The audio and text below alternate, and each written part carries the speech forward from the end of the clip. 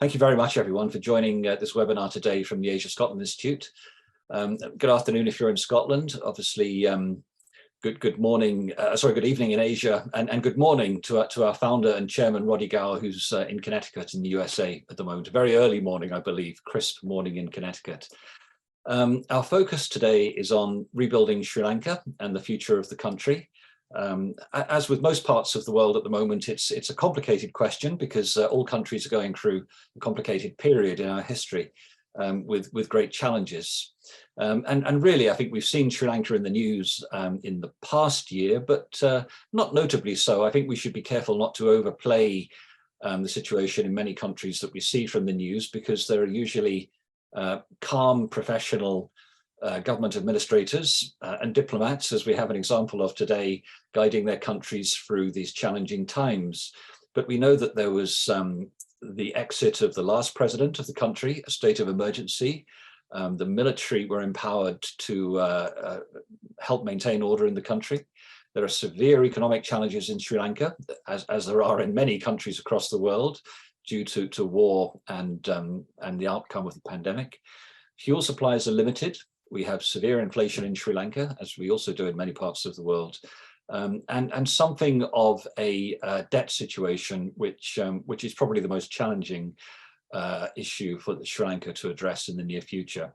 There are some major creditors, such as China, which we'll talk about a bit later as well, that's invested in Sri Lanka, has some huge infrastructure projects in Sri Lanka, and is a complicated partner to deal with.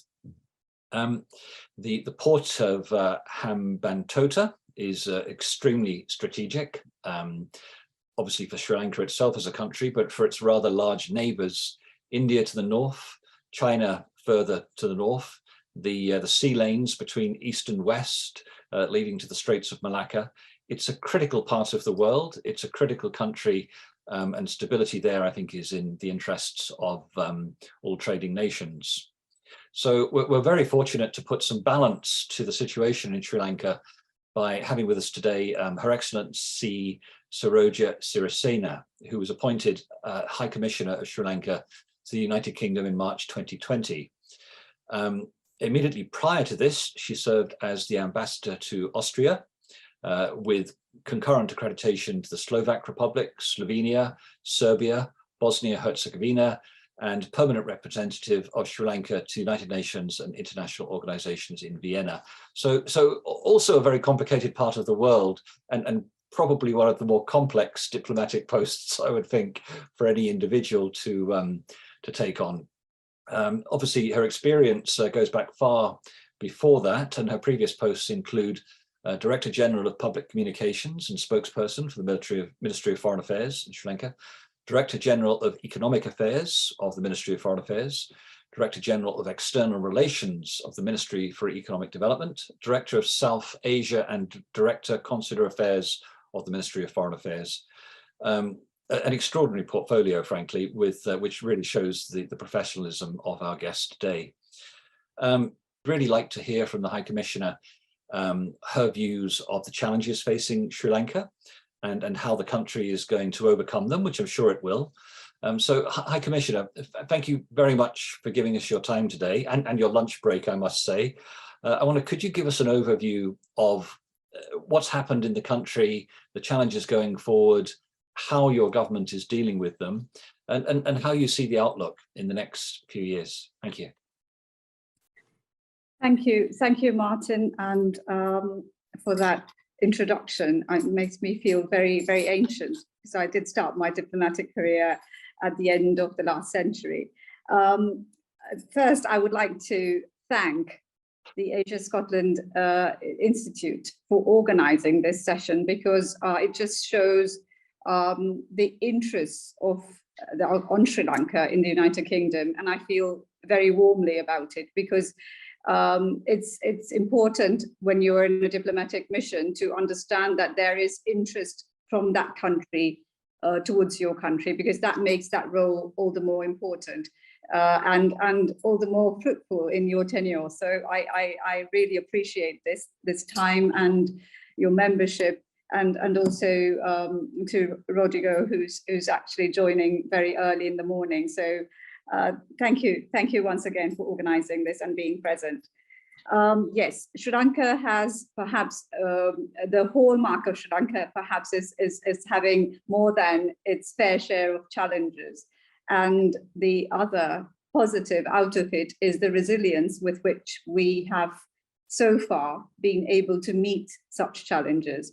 If we go back in history a little bit further, we've had perhaps the most challenging security situation with a terrorist organization and an extended period. So that was then met with a decade of development where we saw extraordinary economic growth.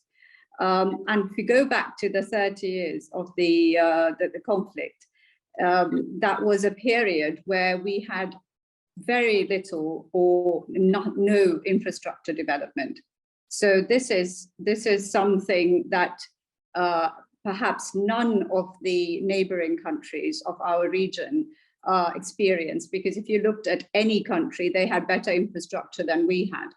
And if you also look before the conflict, the Sri Lanka was actually ready to face the world. It was a country that dealt with internationally, traded. It had tourism. In fact, we are one of the first countries to establish a tourism board. The tourism board of Sri Lanka is 55 years old. The national carrier, the airline of Sri Lanka, is in its third generation. It was since before independence. It was called Air Ceylon at the time. So from Air Ceylon, it went to Air Lanka, and now it is Sri Lankan Airlines. So you see the country, and if you go a little bit further back into its colonial history, we had three colonial powers. So that was from 1505, the Portuguese, 1648 was the Dutch, and then the British rule from 1815.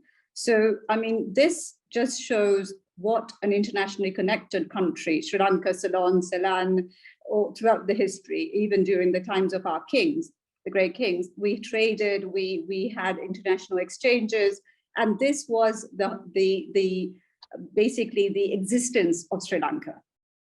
Its ability, the necessity to interact with other countries, with other entities, with companies, whether it was the Dutch East India Company, the British East India Company. We were a country, an entity that had international connections.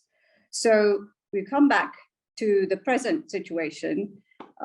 It's been three straight years of very limited, very low international exchanges. So we come to 2019, there was a complete assault on the tourism industry, the nation's tourism industry, with the Easter bombings. And then we had 2 years of COVID. So these are perhaps the external factors that faced the economy on three consecutive years. So when you look at the Easter bombings, at least it was just Sri Lanka in facing the situation. Our partners were not in that situation. Hence, we were able to have other sectors compensating for the tourism industry's decline. Whereas when you came into the COVID situation, the whole world was in crisis, which meant that we could not mitigate one sector from another.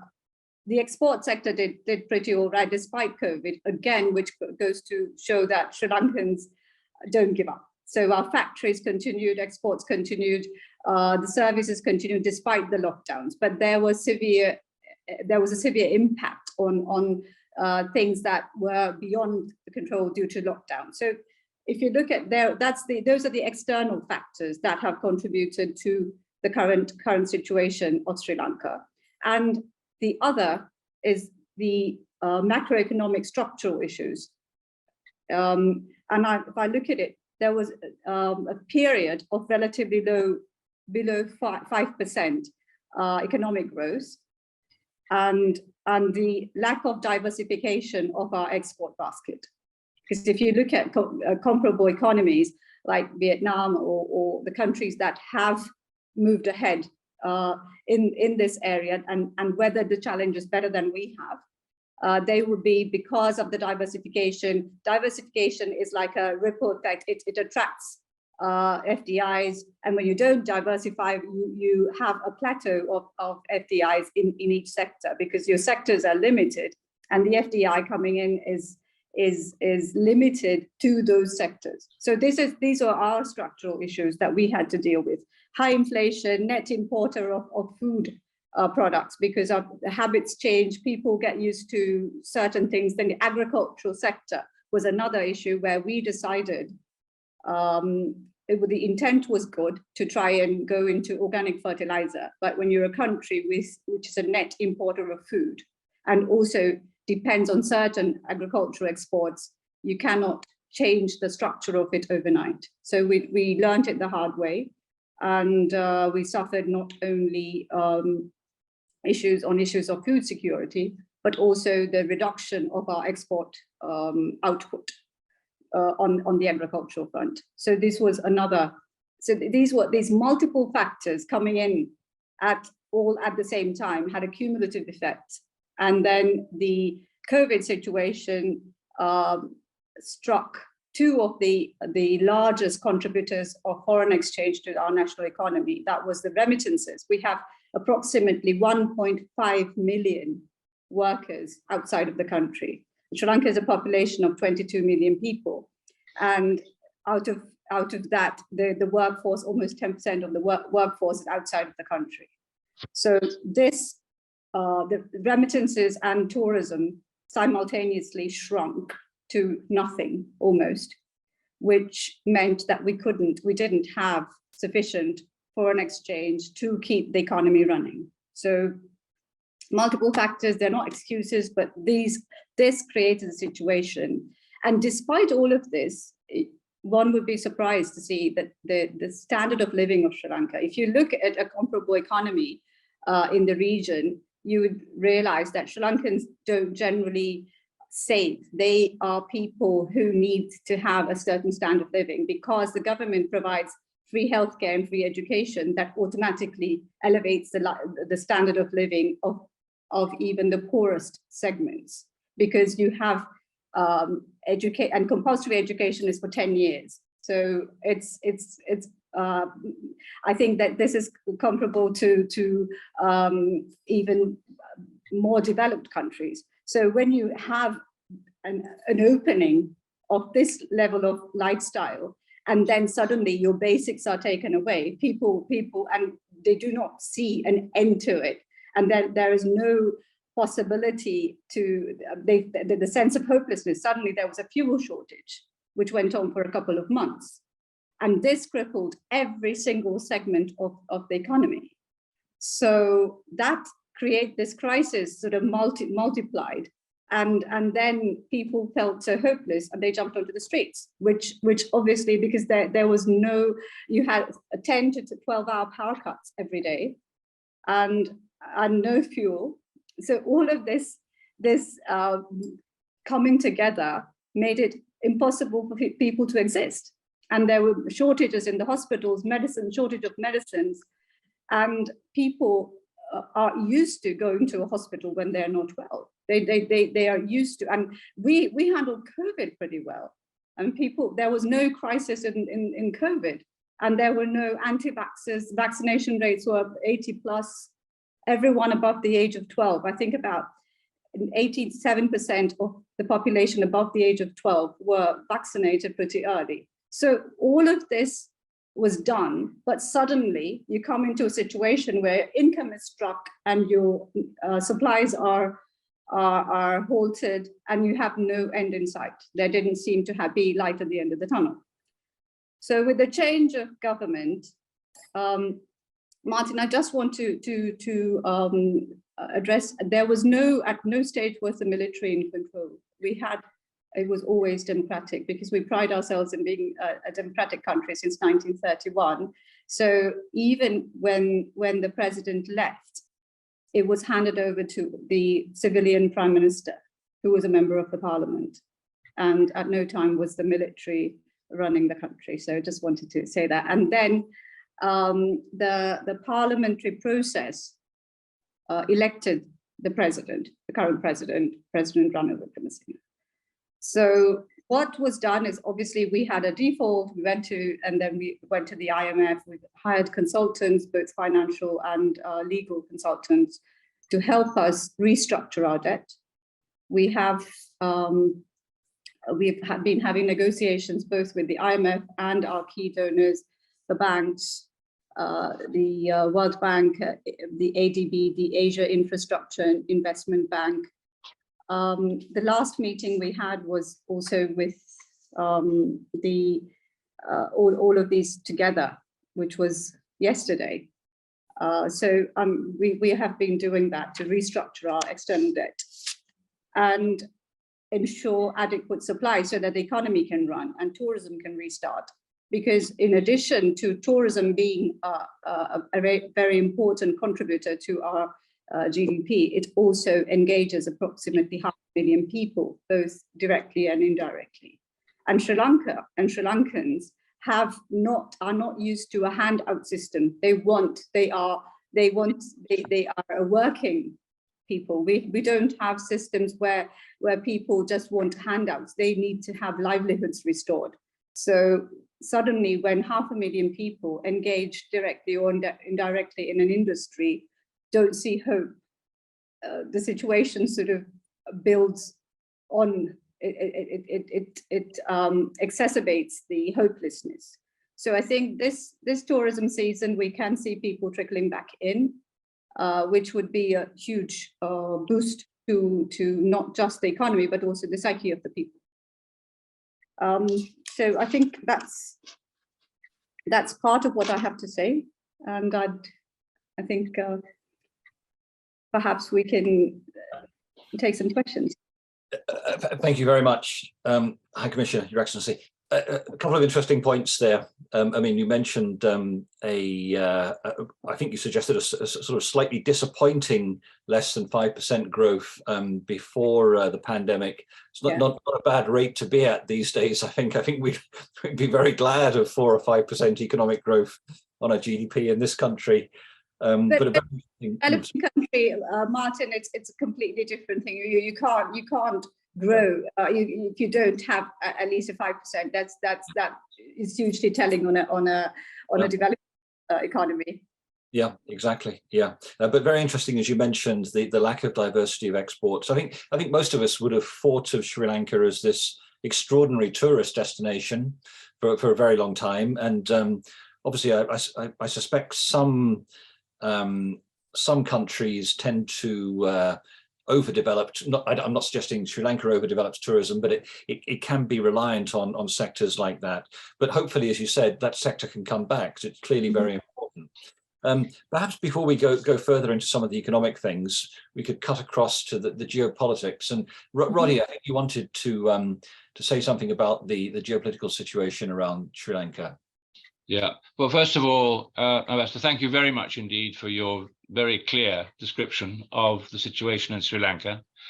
We have a particular interest, obviously, in Scotland. The institute that was set up 10 years ago was to really focus on the connections between Scotland and the Scots who went and traveled around the world and settled there, and to encourage tomorrow's leaders in Scotland to similarly get engaged with the parts of the world with which they have contacts. And of course, as we said before this started, our webinar started, it's thanks to Mr. Lipton and others that we have the opportunity to drink delicious Sri Lankan tea in this country and elsewhere. So there are long links. But I wanted to ask you, if I might, of course, as COVID, but the Ukraine war and the weaponization of food, essentially by the Russians, has had a profound effect on a lot of countries. And I'd be interested in your view of how that has affected you. Of course, as an important member of the Commonwealth, it's affected a lot of Commonwealth countries. And then the other thing I would be grateful if you could focus on is the situation as we see it with regards to the Chinese debt, where it looks as if there's a sort of Hong Kong type lease arrangement being made on a long lease with the port to enable the Chinese to go on functioning there. So it's those two things, that the Ukraine war and food, and also the Chinese issue. Thank you. Thank you, Roddy. I think the Ukraine crisis for us is the fuel prices more than food, because that's the fuel prices would be what drives everything up in the inflation. So that is directly related to inflation.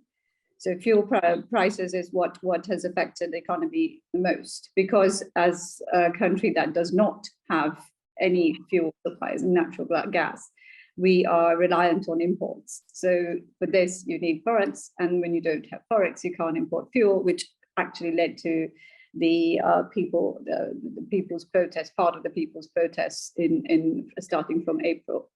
And on the geopolitics, yes, I think our debt to Japan is slightly more than our debt to China. So it doesn't reach the media so often. But I think that is because Japan's been an old creditor. Japan was a country that first, I think it had its first overseas investment in Sri Lanka, because we were the first country to attend in the San Francisco Peace Conference, decide that we were going to forfeit our reparations from Japan. So that was the building of the modern friendship between Japan and Sri Lanka. So that helped Japan. Japan was encouraged to invest in the country.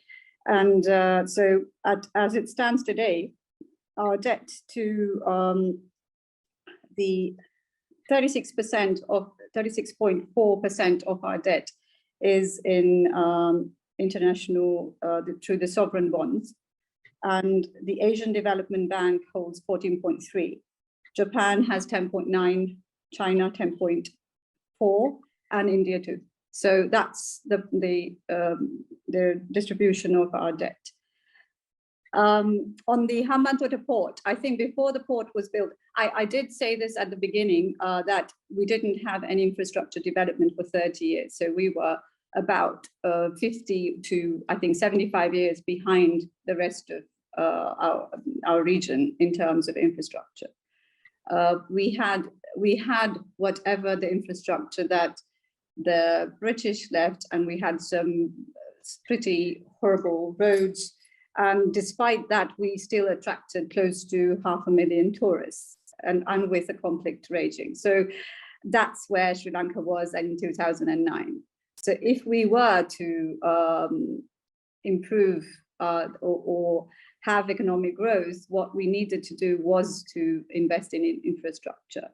And again, infrastructure usually is not done by private companies, it's done through government, and you need loans.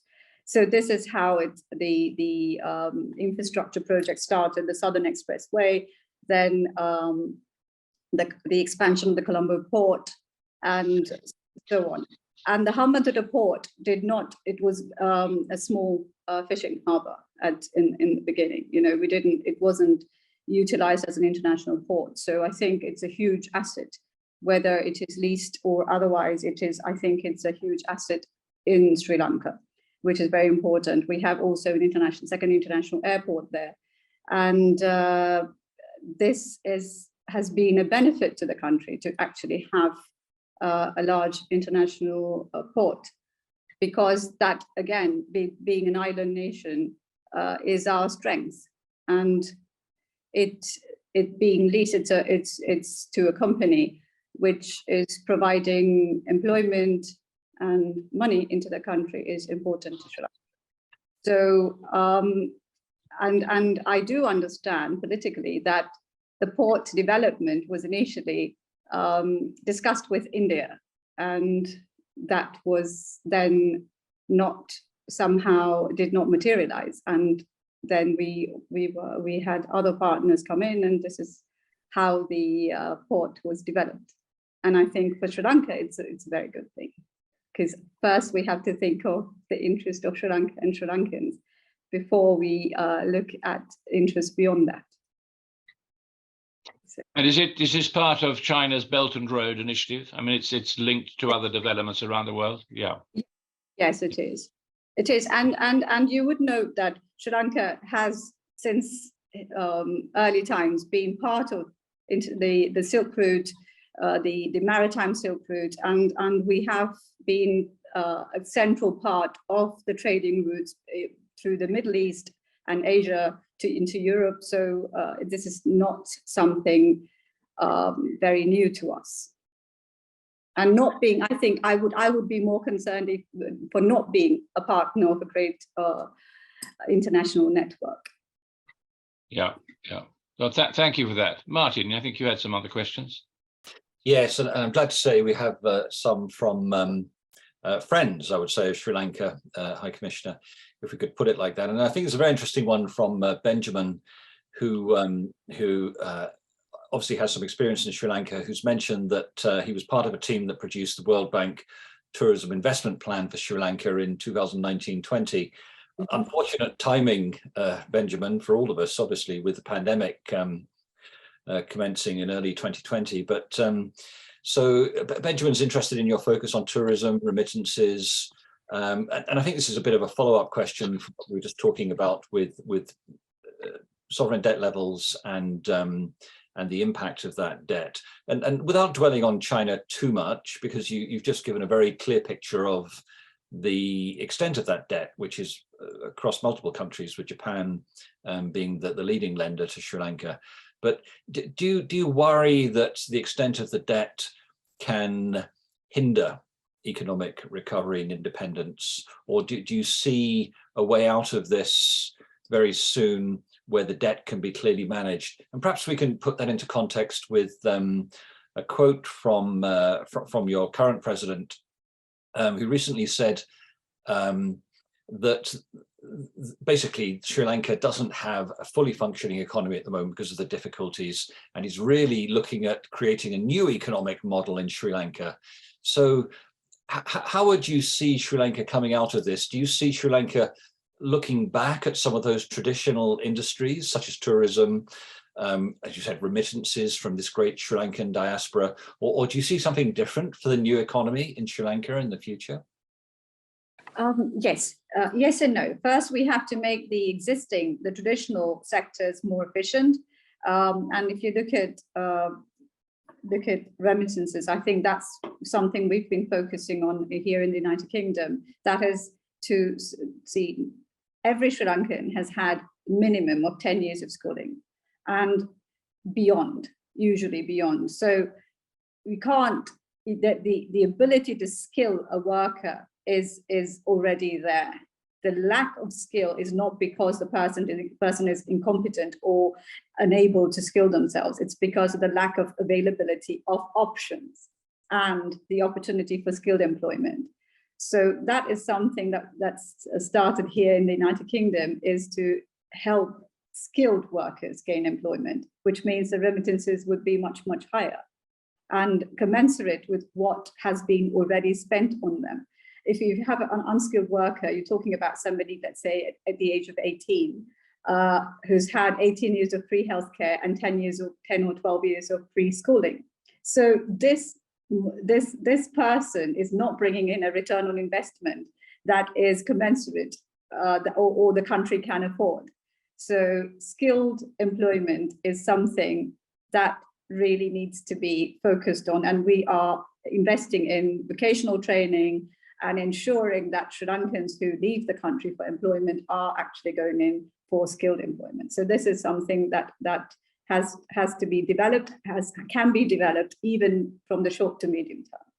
So that's one. And tourism definitely is something. I think the nature of tourism will change in the world post-pandemic, because people take more meaningful travel, longer travel, which is going to obviously benefit a multifaceted tourism destination like Sri Lanka, because it's not just one thing that you can do.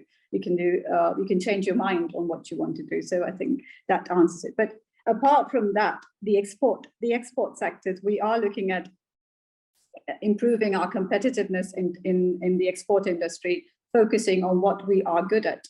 And then we also are looking at new areas like the environmentally friendly industries, because Sri Lanka is at a size of 65,000 square kilometers and 22 million people. Certain you can have new sectors introduced which will yet be feasible to implement and be impactful because of the size, because it's not an insignificant small population. So it can actually take root and have an impact on the world. And the digital economy, we are doing really well in the financial sector, fintech sector. We've attracted good investments into Sri Lanka. So these are areas, again, that we need to focus on. And also, considering the partnership with the United Kingdom, we have the largest pool of British certified management accountants outside of the British Isles, and an average output of 30,000 per annum. So this is another area that we are focusing on to attract offshore fintech investments into Sri Lanka. So these are some of the areas that we have launched, and also the central bank recently launched something called the green taxonomy, which is to have a system which defines and categorizes economic activities that are environmentally sustainable. And so this is another area, the sustainable industries, that we are trying to attract. So I think that's a little bit. So it's a combination of both. To answer your question, we will focus on our traditional industries and agriculture. Agriculture is, given the current global food insecurity, we have to once again focus on what we have strength in. So the old irrigation systems, agriculture, coupled, because they are sustainable industries that our ancestors have engaged in, and perhaps we do have to modernize to suit the current the 21st century. But we have to take the essence of it, which was very much in sync with nature. I think that was beautifully put in some detail as well. And if I could just say, what we've learned in Britain in the past few months, how essential it is for stability of financial markets to have sensible professional people in government. And after your sensible professional comments there, I think it's very clear that you represent Sri Lanka in such a way. So that was very nicely put. But perhaps just to give you a bit of a break from economics, if we could, because you're a professional diplomat, and I'm sure you'd like to talk about diplomatic issues to some extent. We have a very nice question from Victoria Schofield, who has written a great deal about the region and is very experienced traveling there. And Victoria mentioned, thank you very much, obviously, for talking, first of all, which is very interesting. And she mentioned she had her honeymoon in Sri Lanka. I think it says 4 years ago, Victoria, doesn't it? And she has huge affection for the country. And she's asked, could you please talk a little bit about Sri Lanka's relationship with India under PM Modi, but I think historically as well would be very interesting, and in the future, because it's obviously the relationship between the two countries is important for both of them. Mm-hmm. Thank you. And I hope you had a good time on your visit, your honeymoon in Sri Lanka. Victoria, it was 40 years ago, actually, Victoria wrote, so but I'm sure it feels as if it was 4. Yeah, exactly. Okay. Yes, I was being a bit pedantic there, but it was wonderful, she says. I just saw that, yes. And 40 years ago, so that's actually feeding into what I said, that how we were still trying to be organized as a country that welcomed tourism, because we established a tourism board 55 years ago,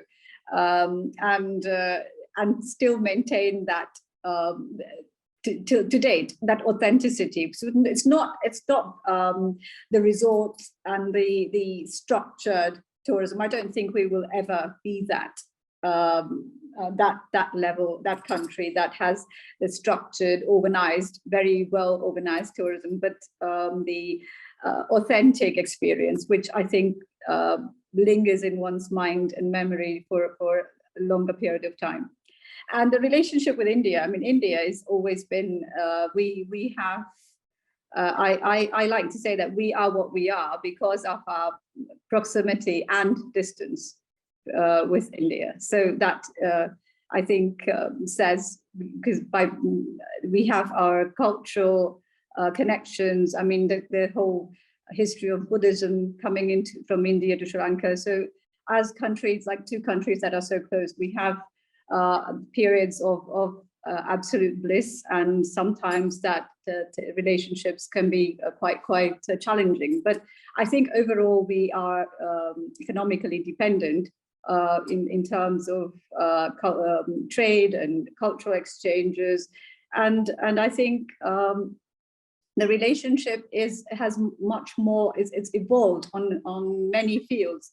So we have students going there, people-to-people contact, and obviously it's evolved over different governments, and also with Prime Minister Modi's government, it's been at, I think it's been at its zenith. So the relationship is very good with India. And as diplomats, we always have very good relations with the diplomatic missions when we are outside the country, because then we feel much closer, and the differences seem even less when you're outside your region. Yeah. So it's a very important relationship, and I think it's at its zenith. Yeah. We won't go back into history anymore. As you put it very politely, it's a long historical relationship with India, and a complicated one at times. But perhaps we can talk about other neighbours a little bit more. And I saw a very interesting quote from your boss, actually, I think, your foreign minister, who was recently in Indonesia to discuss cooperation in maritime security, safety, and how he and your Indonesian friends put it, the blue economy investment. Mm-hmm. And I think this was at the Archipelagic and Island State Forum in Bali. Yes. And this is an interesting point I think they made, and I can just give a quote if you don't mind, that we warmly welcome and are ready to participate in boosting the two countries' economic growth. The framework of this cooperation will chiefly help Sri Lanka accelerate its growth. Mm-hmm. How important do you see, I think we tend to focus on some of the larger countries and their relations with countries such as Sri Lanka. You mentioned China, the lending from Japan, relations with India, but how about the smaller countries in the region, these friends and partners? What sort of role do you see them playing, countries such as Indonesia, in the revitalization of the economy in Sri Lanka? Well, Martin, I wouldn't call Indonesia small in any way. It's one of the largest economies of the world, and obviously of our region. Indonesia and Sri Lanka have a very long, again, historical link, because we have also cultural links. I see Sri Lanka usually as a bridge between, you going from South Asia, when you move towards Southeast Asia, you can almost see the changing demographic, changing culture, changing food habits. Even ethnicity, you can see people moving towards. I mean, it's quite nice to see. You see that through the landmass, through Bangladesh, through Myanmar, and then you see through the sea links through Sri Lanka. It's fascinating. We have a very culturally very close, because our food habits and religions, and we've had a very long history with Indonesia, and of course we are both founding members of the non-aligned movement, the Bandung Conference. So we've always had very close links with Indonesia, and they're very important to developing our economy further. And if you look at other countries like Singapore, Malaysia, Thailand, again, we have a great deal we have diaspora living in countries like Malaysia and Singapore, who also contribute to our economy. And again, on the fact in the areas of skilled employment, and Singapore has been a large investor also in Sri Lanka. So there's been exchanges with all of these countries. So I know the international focus would be the very large economies, the geopolitical giants, but we have always maintained very close relations with the rest of Asia. And Pakistan, for example, we've a free trade agreement with Pakistan in addition to India. So again, the trade links, the political links, cultural links are very strong. I think you put that very nicely. As you said, that sort of visually changing set of cultures across Southeast Asia as you look across the map. But I think those talks in Bali were fascinating, this mention of the blue economy. Yes.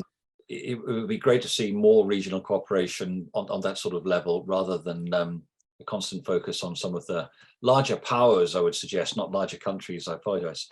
Yeah. But just staying with what comes in the future, perhaps.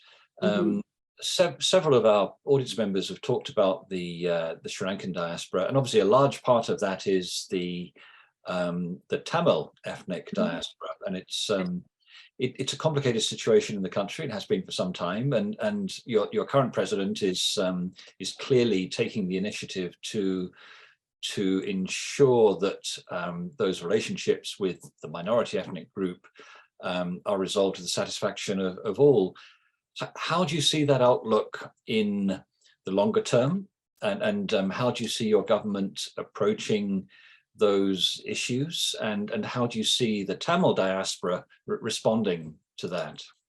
Well, I can say for the United Kingdom, I've had a very, very, very positive response from the British Sri Lankan community, all elements of the British Sri Lankan community, the Tamils and the Muslims, and of course the Sinhalese.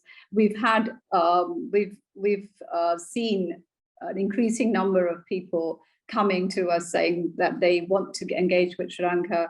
I think when COVID first hit, the central bank of Sri Lanka launched an increased interest rate deposits for foreign currency deposit into Sri Lanka.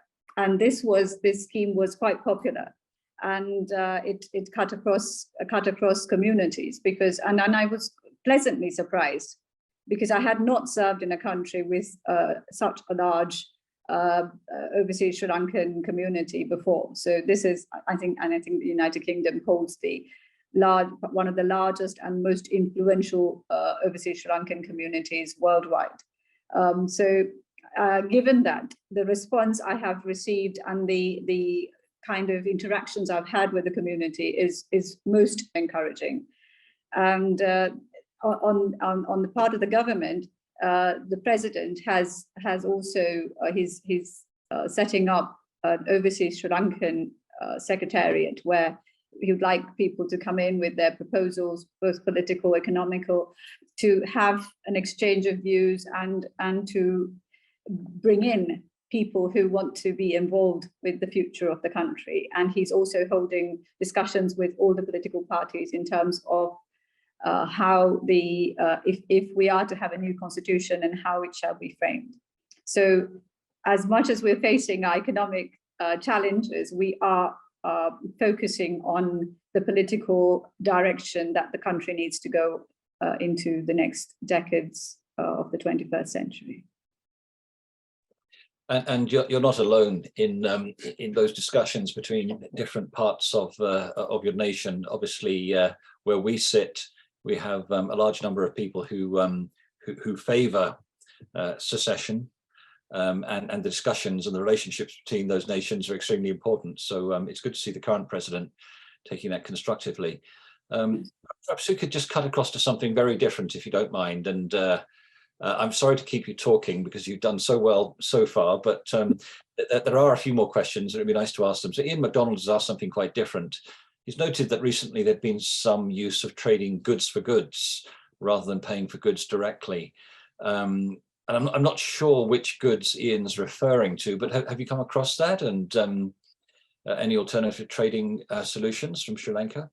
Well, I don't know what Ian's referring to, but Sri Lanka, this is not new to Sri Lanka, because in 1956, if I'm not mistaken, we signed what is known as the Rubber Rice Pact with China, where we bartered natural rubber for rice, because we had food shortages and they needed natural rubber, and we were not getting a great price in the international market anyway. So this was very beneficial, and it lasted for 30 years. So this is it wouldn't be new, and I don't think countries will have to consider trading in whatever the way they can, because if they are to feed the people, they need to be able to do that. If we don't have dollars, what are we supposed to do? So I don't think it's anything new or isolated to Sri Lanka. interesting, Ian. We're going to be looking. I think we'll do some research on that after this call. I'd just like to touch on something a little bit more, somewhat sensitive, if you don't mind, and going back to how we started off with. You mentioned the sense of hopelessness from many people in Sri Lanka with what we've all been through in the past 3 years. Pandemic, the impact on travel, tourism in your own country, war in Europe causing food shortages, rampant inflation in many countries, and these sense of hopelessness can come if the impact of some of these problems is prolonged and has a certain deeper impact perhaps on parts of the population. So how do you think after the protests that sense of hopelessness has been addressed? Because obviously it's challenging to satisfy large parts of the population that continue to suffer. And again, I think we're not highlighting Sri Lanka here only. We have, we're facing the largest industrial strikes in Britain that we've seen since I was growing up here in the 1970s. It's extremely difficult to satisfy parts of the population that see prolonged economic problems and a lack of way out of that. How do you see that being satisfied in the future? Is that going to be the biggest challenge that you and your colleagues and the president face? Well, I think one is that the assurance of supplies, that ensuring that there are adequate supplies and basic needs are taken care of, and that is a responsibility of the government to ensure that basic supplies of energy, food, medicines are met, and also that inflation is kept low, at least in these sectors, so that people can reasonably have access to this. So these are some of the essentials. And on the other hand, I think people also realize that disrupting the economy is not going to help anything improve. So there is also a realization, a situation where you feel a sense of hopelessness, but then you also have a realization of what can be reasonably done. And when you look at, as you said, there are certain things that are actually not just isolated to Sri Lanka, which means Sri Lanka as a part of the global community will be obviously having after effects or ripple effects of certain shocks. So then how do we, so long as the basic essentials are met and there is an economic space for people to exist and people to reasonably carry out their livelihoods, I think that would be, that obviously is the responsibility of the government. And then how we take advantage of as a citizen, now I'm speaking as a citizen of a country, I need to also have responsibility to ensure that I take advantage of the opportunity provided for me. And try to ensure that my contribution is towards my lifestyle and the economy is assured from my side. So I think there's as much as we have rights, we also have responsibilities, and it is up to citizens to recognize that we need to ensure that the responsibility is taken for what the rights we enjoy. So that's how I would look at it. But thank you very much. It's a complicated question, and you had a very complicated set of circumstances with people, as in all countries, frustrated in the past year. So really our best wishes to your entire government for dealing with them and for bringing your country out of this set of challenging times. Roddy, could I hand back to you? Sure. A few questions, but some of them are repeating previous ones. So if you don't mind, we'll pass back to you now. Right, Martin, thank you. And High Commissioner, thank you very much indeed. It seems to me that, and for the very clear description of what is happening in Sri Lanka, going back to the historical links with Scotland, it reminds me that I think 2 years ago, we had a group that came up to Edinburgh talking about invest in Sri Lanka. It was business people from Sri Lanka who met with a number of Scottish people and firms. And I would encourage you in the new year to think about another trip yourself, accompanied by members of the High Commission, to talk about trading opportunities.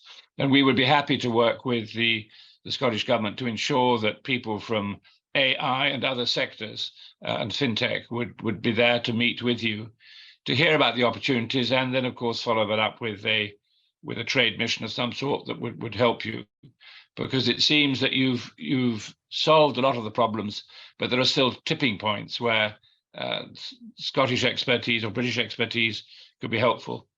And so I'd really like to thank you very much, and I say this in closing, I think, for all your comments today. We'd like to pick up on this and see what we can do in the new year, and talk with you and your economic and commercial team, and arrange perhaps during the first quarter of next year for you to come to Scotland and talk with us about things that we could do there in Sri Lanka. So thank you very much indeed. Martin, thank you. Was there anything else you wanted to add? No, thank you, High Commissioner, Your Excellency, for talking for a full hour. It's a lot easier with a panel of people because we can go between people, but really, you've represented your country so well, and I think given us so much information. It's been a pleasure to have you in discussion. Thank you. Thank you for the opportunity, and thank you so much for the invitation to Scotland. I'd be very pleased to bring a team of business people and come over. Thank you very much.